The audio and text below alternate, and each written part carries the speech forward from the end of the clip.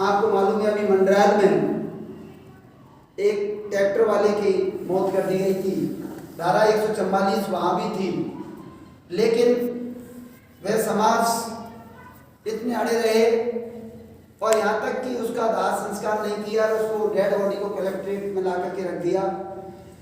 और लास्ट तक जब तक उनकी मांगें स्वीकृत नहीं की तब तक उन्होंने उस शव का दाह संस्कार नहीं किया। तो हमारे लोगों में भी इस प्रकार की एक चेतना जागृत करें, उनको इस तरह से जागरूक करें कि भाई कम से कम आप इस प्रकार के जो मौके और परिस्थितियाँ जब समाज के ऊपर इस तरह का कोई संकट आता है तो हम हमारी एकजुटता दिखाएं। और भी वक्ता काफ़ी है, मैं इसी के साथ जय हिंद जय भारत। सर को बहुत बहुत धन्यवाद अपने विचार व्यक्त किए। और जैसा कि हमको सबको याद है वो जोश, वो मतलब जो आक्रोश हमारे अंदर था 2 अप्रैल को, जिस दिन कि हमको क्या नाम है, मुझे याद है कि हम कॉलोनी में गए थे, सारे कॉलोनी में वो किया था और सारे लोग इतने जोश से भरे हुए थे कि आज ही हम किले में चढ़ाई कर देंगे। मतलब इतना आक्रोश था, इतना वो था। और उसके 2 अप्रैल के बाद जब हमने देखा कि हमारे साथ इन लोगों ने विरोध किया तो जो बहुत सारे लोग थे ना, जो महावर समाज जो अपने आप को सवर्ण समाज कहता है आज भी, तो बहुत सारे लोग कनाडा उनको पता चला कि आज हमारी स्थिति क्या है।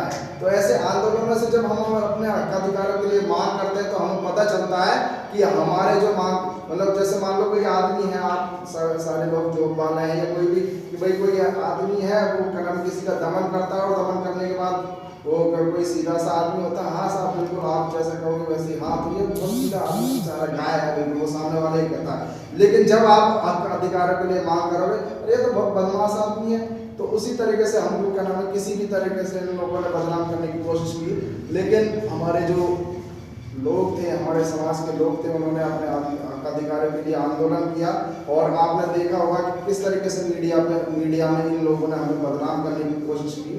और वो आक्रोश हमने देखा कि किस तरीके से हमने एक निर्णय लिया कि हम एक अपना मार्केट बनाएंगे, इन लोगों से खरीदारी बंद कर देंगे, इन लोगों का इस तरीके से विरोध कर देंगे। और मार्केट 2 अप्रैल के बाद जब मार्केट खुला तो हम गए तो हमने देखा कि वो इस तरीके से देखने वाला था कि भाई बहुत क्या नाम है, मान लो किसी ने जय भीम कह दिया, एक दोस्त था वो सामान लेने गया और उसने फोन पे जय भीम बोल दिया, बोले मेरे पास सामान नहीं लेना है तो लो। मतलब वो स्थिति उसको हम धीरे धीरे भुला बैठे। लेकिन आज के लोगों के दिमाग में, तो जब तक हम अपने वैचारिक रूप से मजबूत नहीं होंगे, हम अपने गोल को, अपने विचारधारा को मजबूत नहीं करेंगे और एक सही डायरेक्शन में हमारी मंजिल डिसाइड नहीं होगी तो हम पथ से इधर उधर भटकते रहेंगे। मैं अगले वक्ता के तौर पर जैसे कि सर से निवेदन करूँगा, जैसे कि सर आए और श्रद्धा से अपने विचारों से हमको लाभान्वित करें।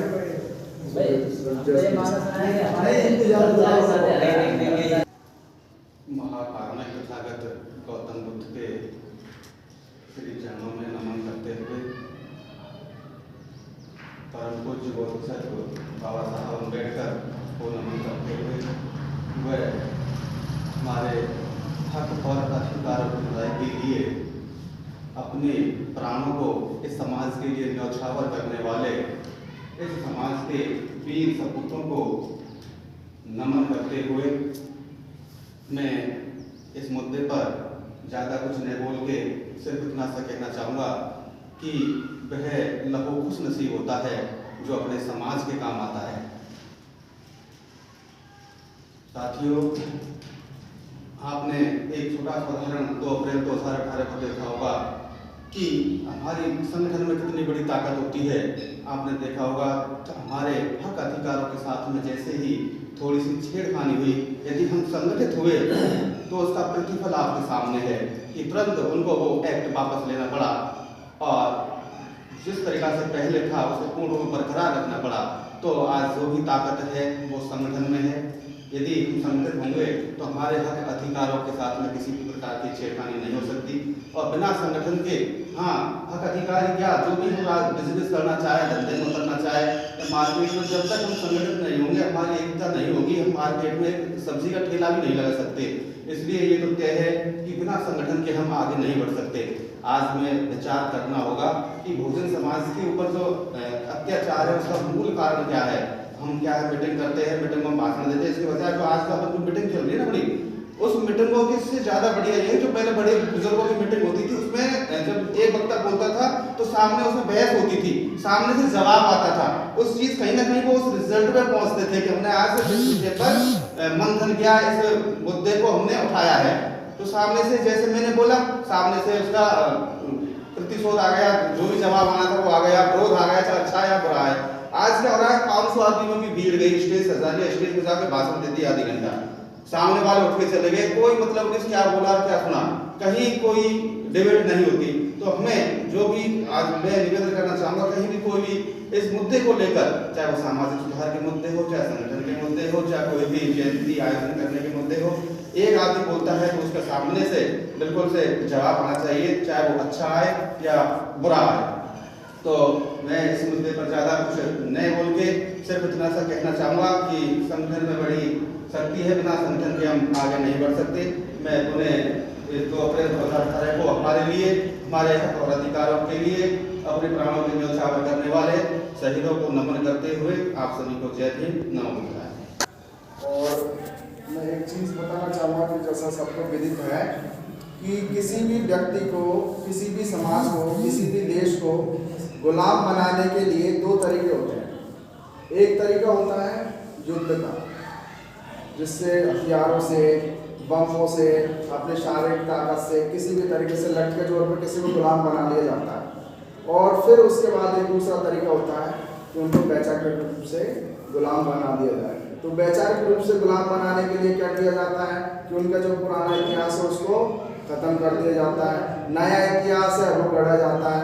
उनको ये आत्मसम्मान जो उनको होता है उनको ठेस पहुंचाई जाती है कि भाई जैसा सबको पता है कि किस तरीके से इतिहास, हम क्या नाम है यहाँ के मूल निवासी थे, हमको हमारा जो आत्मसम्मान है उसको गिराने के लिए कि भाई आप ये काम करो, ये काम करो, सारा कुछ उन्होंने अपना इतिहास रच दिया।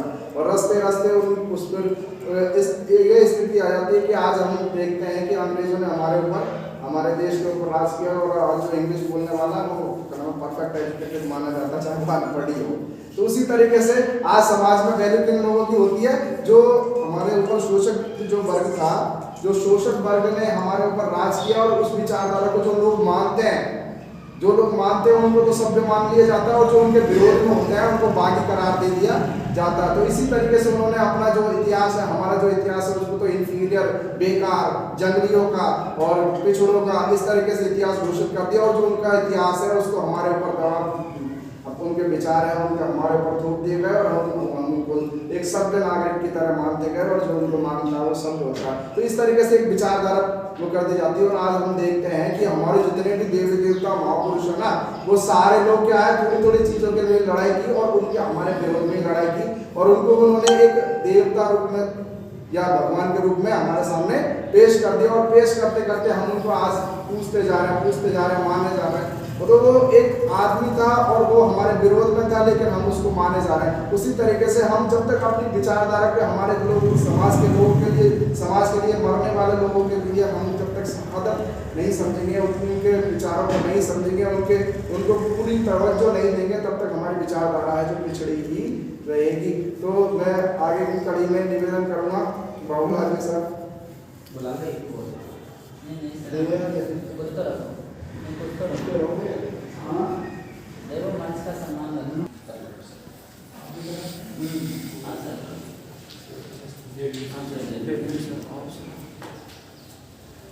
सभी साथियों को जय भीम।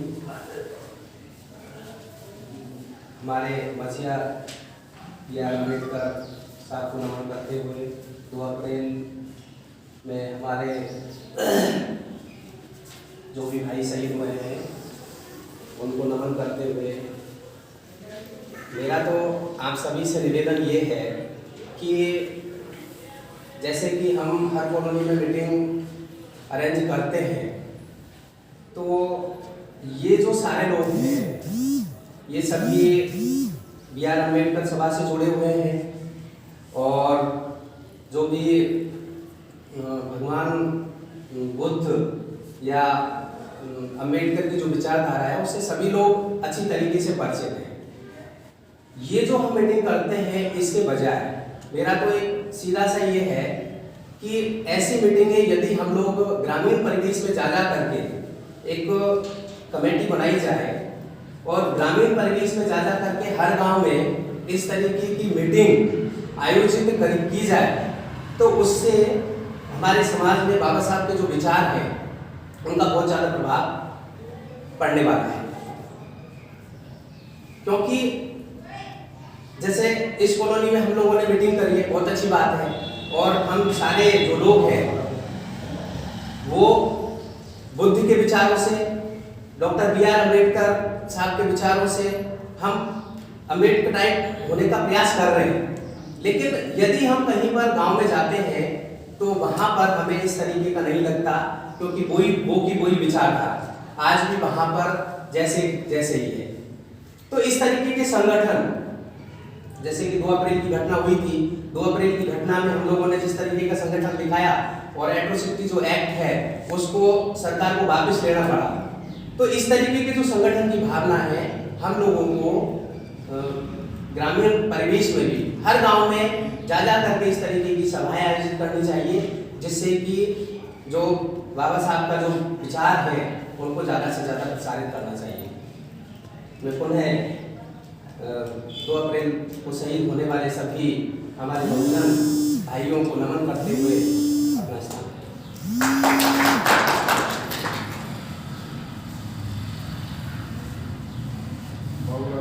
बहुत धन्यवाद। और मैं एक चीज़ कहना चाहूँगा कि शायद बुरा लग सकता है सभी को, मैं जैसी मेरी मनोवृत्ति है, जैसी मेरी योग्यता है उसके अनुसार कह रहा कि एक्चुअली हमारे समाज की स्थिति किस तरीके से हो गई है कि हमारे प्रिंसिपल साहब हैं, उनसे हम कभी काम के लिए कहते हैं ना सर ये काम कर लो, हाँ बिल्कुल तुम कर लो, ये कर लो। तो वो स्थिति है कि हम सजेशन जिसको हम सलाह देते हैं ना तो वो हमारे ऊपर ही वापस थोप देता है। तो हम भी आगे बढ़ के कुछ न उसको आगे समाज के लिए जो एक यूटिलिटी जो उपयोगी साबित हो, यूटिलाइज समाज के लिए उपयोगी साबित हो, तभी हम समाज के लिए जीवन हमारा बना। हम मानव समाज में आए हैं, हम मानव जीवन में आए हैं और हम समाज के लिए हमारे लोगों के लिए अगर हम कुछ नहीं कर पाते तो हमारा शायद हम कितने ही पैसे वाले बन जाए, कितनी अच्छी बुक्स पढ़ लें, कितने अच्छे पदों पर पहुँच जाए, हमारा जीवन ही व्यर्थ है। आपने बहुत सारे लोगों को देखा होगा जो खूब सारे पैसे वाले बन जाता है लेकिन समाज के लिए उनकी उपयोगिता शून्य होती है। और वो शून्यता के जीवन में अपना, क्योंकि जीवन कभी भी कहीं पे भी हम रास्ते चलते हम हमारा एक्सीडेंट हो सकता है, कैसे भी निकल सकते हैं। तो जितना भी जीवन है जो भाई ने लिख रखी है, बाबा साहब अक्सर हम कहते भी रहते हैं कि हमारी ज़िंदगी लंबी होने के बजाय क्या हो, महान हो। तो हम कुछ महानता के प्रयास तो कर सकते हैं, शायद हम महान ना बन पाए लेकिन उतने प्रयास करें, समाज के लिए अपनी उपयोगिता साबित करें। और जो एक अग्रवाल समाज में एक दोस्त है वो साथ में जाता है तो एक चीज़ कहता है कि भाई हमारे समाज में क्या होता है कि कोई भी नया आदमी कहीं से आता है रहने के लिए तो उसको कोई ज़्यादा टेंशन नहीं होती। बोले क्यों? क्योंकि हमारे यहाँ एक परंपरा चालू की गई थी। क्या परंपरा चालू की गई थी? 1 रुपया 1 ईंट उसको हर घर से दिया जाएगा। बोले 1 ईंट से तो क्या बनाएगा वो? मकान बनाएगा और 1 रुपये से अपना व्यापार शुरू करेगा। लेकिन हमारी कोई ऐसी परंपरा ही नहीं है। अगर सामने वाला कुछ अगर प्रगति कर रहा होता है तो वो जैसे कहने वाली जो स्थिति है वो स्थिति हमारी और ज़्यादा बदतर बनती जा रही है, क्योंकि हम अपने तक ही सीमित रहते जा रहे हैं। हम अपने परिवार, हमारे जो मोबाइल है, व्हाट्सएप है और जो सोशल मीडिया की वजह से हम अपने इतना व्यक्तिगत हो चुके हैं कि मेरे साथ भी प्रॉब्लम है कि कभी कभी घर में कुछ प्रॉब्लम होता है तो मुझे पता ही नहीं होता, 3-4 दिन बाद पता चलता है कि घर में कुछ हुआ। बहुत सारी स्थितियाँ हमारे साथ ये स्थिति क्रिएट होती जा रही है। तो मैं चरण सिंह जी सर से निवेदन करूँगा, चरण सिंह जी सर आए तो अपने विचार रखें। चरण सिंह सर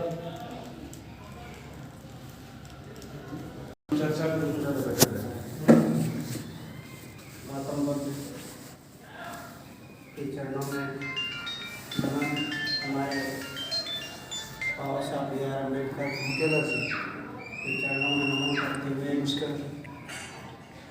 2 अप्रैल 2018 को शहीद हुए हमारे समाज के वीर सपूत हैं उनको सैनिक मीटिंग में बैठा हूँ। उपस्थित सभी मैं टेलीफोन कर दूँगा आपको। साथीगणों, आज 2 अप्रैल बोलो। 2018 को हमारे समाज के जो वीर सपूत जो समाज के हक और अधिकार के लिए जिन्होंने अपने प्राणों का बलिदान दिया, आज उनको हम श्रद्धांजलि देने के लिए यहाँ पर उपस्थित हुए हैं। हमारा जो समाज है, समाज के अंदर हक अधिकारों को लड़ने के लिए हमें एकजुटता होना, संगठन बनाना और अपने अधिकारों की लड़ना बहुत ज़रूरी है, क्योंकि बिना संघर्ष के तो कुछ प्राप्त नहीं हो सकता। और संघर्ष के लिए हमें सर्वप्रथम हमारी जो संगठन है, चाहे हमारा बड़ा संगठन है, इसके बाद आए हमें अपनी कॉलोनियों में, गांव-गांव में छोटे छोटे संगठन बना करके और हमारे जो महापुरुष हैं उनकी जो विचारधारा है, उस विचारधारा को ऐसे लोगों तक पहुंचाने का प्रयास करना चाहिए जो आज तक शायद हमारे समाज का एक बहुत बड़ा तबका ऐसा है कि जो डॉक्टर भीमराव अंबेडकर साहब हैं, हमारे महापुरुष हैं, उनकी विचारधारा है उससे बिल्कुल भी परिचित नहीं है। आज भी उनकी विचारधारा पूरी तरह से मनुवादी है। आज आप किसी भी गांव में चले जाइए या किसी कॉलोनी में चले जाइए, बहुत से लोग ऐसे हैं जो शायद बाबा साहब को भी, विशेषकर हमारी महिलाएं, अगर आप बाबा साहब का फोटो तक दिखाओगे तो हमारी महिलाएं ये नहीं पहचानती कि ये फोटो किसका है। तो हमें पहली प्राथमिकता तो ये कि हमें छोटे छोटे जो संगठन बना करके और हमारे समाज के अंदर बाबा साहब अम्बेडकर की विचारधारा, उसका प्रचार प्रसार करना और शिक्षा एवं स्वास्थ्य के लिए उनको जागरूक करना। विशेषकर हमारे जो आने वाली पीढ़ी है, उन आने वाली पीढ़ी में इस विचारधारा को हमें ज़्यादा से ज़्यादा फैलाना है और समाज के अंदर शिक्षा, स्वास्थ्य, रोजगार, आर्थिक उन्नति के लिए हमें विशेष प्रयास करना है। बस इसी के साथ मैं अपना वही पॉइंट टू पॉइंट सर ने रखा। और सर जैसे कह रहे हैं कि इसी तरीके से हमारी चर्चाएं और विचार जो हैं वो रखते जाएं, तो मैं निवेदन करूँगा कि जो हमारी, जैसे हम पता था कि हम किस तरीके से एक्टिव थे, सारे कॉलोनी में जाते थे, सब एक दूसरे से परिचित होते थे और एक दूसरे से मिलकर इतने प्रफुल्लित हो जाते थे। और शायद अब भी वो स्थिति है कि हम मिलकर इतने प्रफुल्लित हो जाते हैं, लेकिन वो दूरियां, डिस्टेंस ये कोरोना ने बना दी। तो इस कोरोना को थोड़ा सा निकाल के साइड में हम वापस वही गतिविधियों को आगे बढ़ाएं, ताकि जो आज है ना, जो शासक प्रशासक जिसको कह सकते हैं, है ना, और जो समाज के, जो दूसरे समाज के लोग हैं, वो भी एक उनके सामने एक छवि थी कि फलाने लोग कुछ तो है ना। तो वो स्थिति हमारी वापस क्रिएट हो जाए हमारे अंदर, लेकिन वो हवा वाली स्थिति ना क्रिएट करें। केवल हम अपनी विचारधारा को पूरी सुदृढ़ता के साथ, पूरी अडिगता के साथ, मतलब ऐसा ना हो, ऐसा महल बनाए मिट्टी का कि वो थोड़ा सा हवा आए और ढेर हो जाए, बिल्कुल नींव से उन्हें उस स्थिति को क्रिएट करें, ताकि वो हम जो कोई तूफान और आंधी आए तो उसमें भी हम झेल निकालें उसको। तो जो पॉइंट टू पॉइंट है वो बिंदु पे कि किस तरीके से हम एक तो जो श्रद्धा सुमन अर्पित करें, विचार रखें अपने साथ में विचारधारा को, किस तरीके से हम सभा को वापस पुनः मजबूत कर सकें और किस तरीके से हम आर्थिक, सामाजिक और जो राजनीतिक स्थिति है वो हमारी बहुत बुरी है। क्योंकि राजनीतिक स्थिति में जाते ही हम एक चीज़ डायलॉग मारते हैं कि, सॉरी इस शब्द को यूज़ कर रहा हूँ, कि हम हमेशा ये डायलॉग मारते हैं कि सारे जो जितनी जो है ना समस्याओं की जो एक ही कुंजी है वो राजनीतिक कुंजी है। तो राजनीतिक कुंजी तो हम दूर दूर तक सोचे ही ना तो ज़्यादा उचित होगा, क्योंकि जो ईवीएम मशीन है उसने हमारी अपेक्षाओं पर, आकांक्षाओं पर पानी फेर दिया है। और उसको शायद हम जब तक आंदोलन, इतना बड़ा आंदोलन क्रिएट नहीं कर सकते, तो सामाजिक जो आर्थिक स्थिति है उसको तो हम मजबूत करें। तो इन बिंदुओं पर कैसे सामाजिक जागरूकता करना है, इन बिंदुओं पर अपने विचार रखें। सर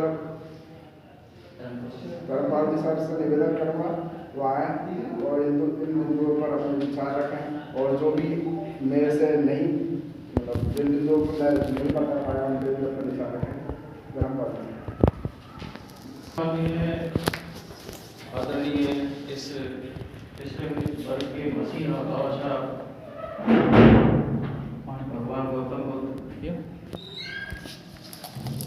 और 2 अप्रैल 18 के आंदोलन में अपने आप को शहीद वो हवा देने वाले बहुत कम रह गए। समाज बिल्कुल सुसुप्त अवस्था में पड़ा हुआ है। अब इसको हवा कैसे दी जाए, वो बेचारा आते भी हैं लेकिन उन पर अमल नहीं होता है। अब आज हम देख रहे हैं बड़ी शोचनीय स्थिति है कि एक ऐसा पावन पर्व था ये, इस पर अपनी उपस्थिति बहुत नगण्य है, एक शोचनीय स्थिति में।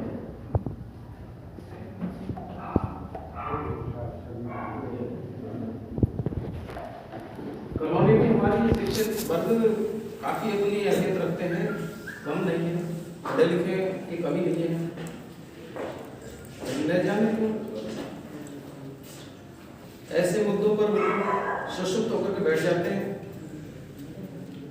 2-4 व्यक्ति हैं जो हवा देते रहते हैं और उससे थोड़ी बहुत अग्नि प्रज्वलित होती है, 20-25 आदमी उपस्थित हो जाते हैं।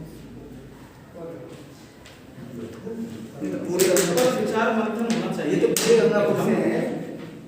पूरी गंगा